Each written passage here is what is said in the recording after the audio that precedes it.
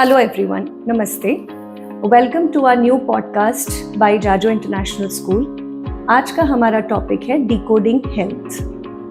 Recently Jajo international school students ने एक fit India movement के अंतर्गत एक कैंपेन रन किया, जहां हम अलग अलग तालुका प्लेसेस पे अलग अलग डिस्ट्रिक्ट्स में हम लोग गए और वहाँ पे हमने लोगों के टेस्ट करवाए, जिसमें हमने बॉडी कॉम्पोजिशन एनालिसिस किया.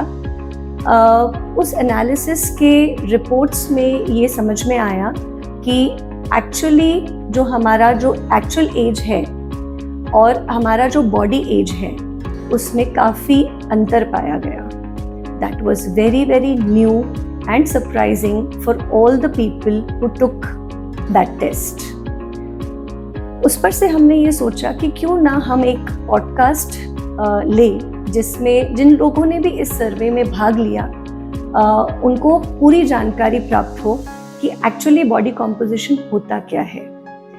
इसलिए आज यवतमाल के बहुत ही रिनाउंड न्यूट्रिशनिस्ट हमारे साथ हमारे स्कूल में आज यहाँ मौजूद है. I would like to welcome Mrs. Prachi Dattani Madam to Jajo International School. Thank you so much for giving us time. Thank you for inviting me. Namaste. Prachi Dattani ma'am is a nutritionist, yoga expert and a weight loss coach.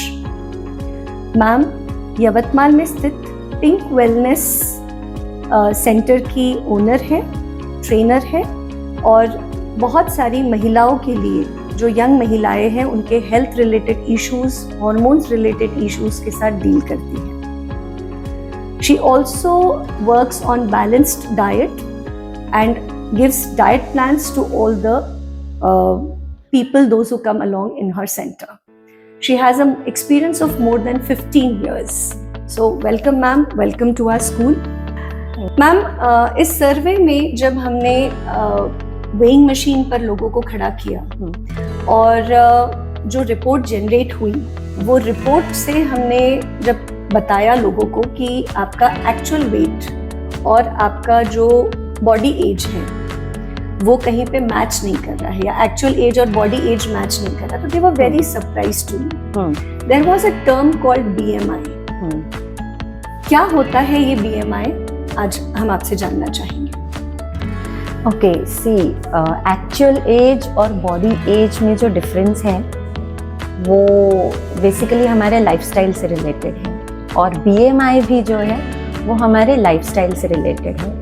जैसे जैसे हमारी lifestyle बहुत hectic होते जा रही है, actual age और body as का डिफरेंस भी बढ़ते जा रहा है. जब हम BMI स्टडी करते हैं और BMI के साथ और भी कुछ पैरामीटर्स है वो स्टडी करते हैं, तो हमें समझता है कि बॉडी एज किस स्पीड से जा रही है और एक्चुअल एज किस स्पीड से जा रही है.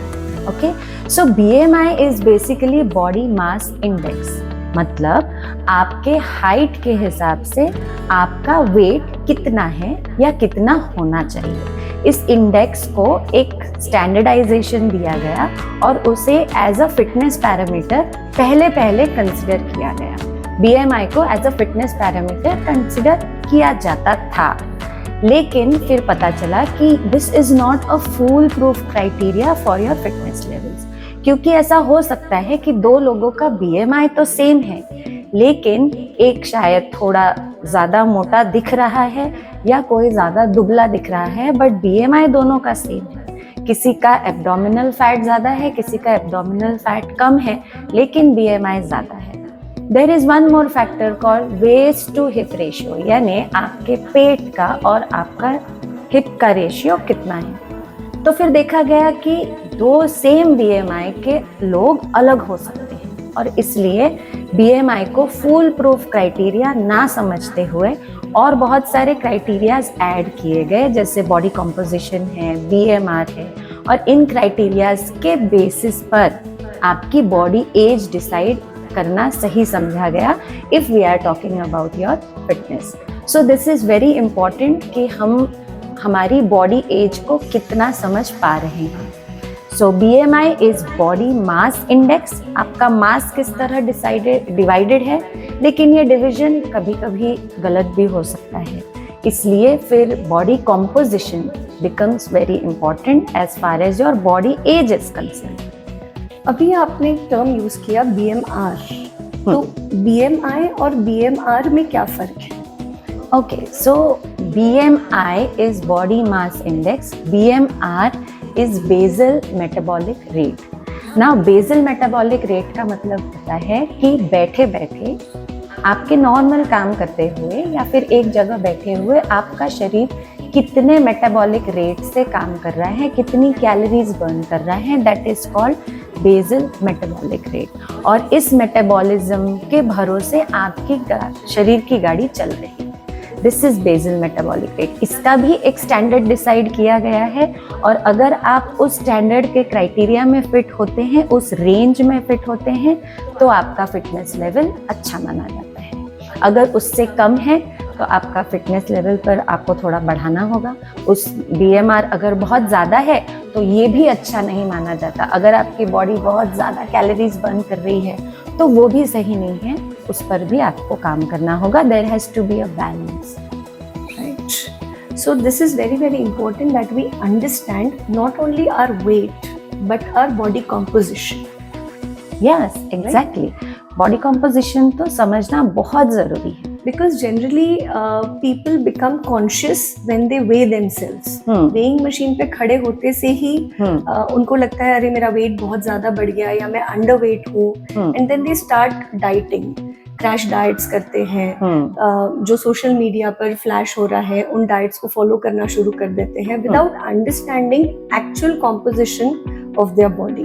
Correct. So do we have like जो हमने अभी रिसेंट सर्वे किया था, so we showed the body composition. तो आपका ये कहना है कि हर इंसान ने अपने बॉडी कॉम्पोजिशन को करवाना चाहिए और समझना चाहिए कि कॉम्पोजिशन में होता क्या क्या है? डेफिनेटली, बिकॉज सिर्फ वेट ये क्राइटेरिया नहीं हो सकता आपको हेल्दी या अनहेल्दी डिफाइन करने के लिए। तो बॉडी कॉम्पोजिशन समझना बहुत ज़रूरी है। तो सबसे पहले समझेंगे व्हाट इज बॉडी कॉम्पोजिशन, क्या है ये बॉडी कॉम्पोजिशन। कॉम्पोजिशन का मतलब है आपका शरीर किन चीज़ों से बना हुआ है। किन चीज़ों से बना है हमारा शरीर?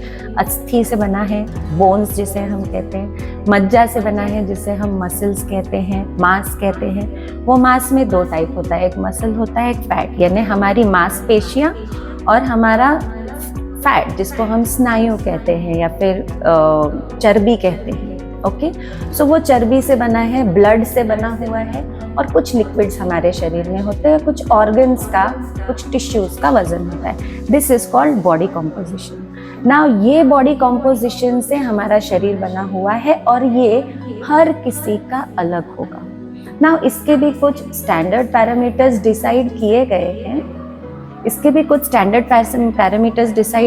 हैं, और वो पैरामीटर्स के बेसिस पर हम डिसाइड करते हैं कि आपका हेल्थ या फिटनेस लेवल कितने लेवल पर हम डिसाइड कर सकते हैं।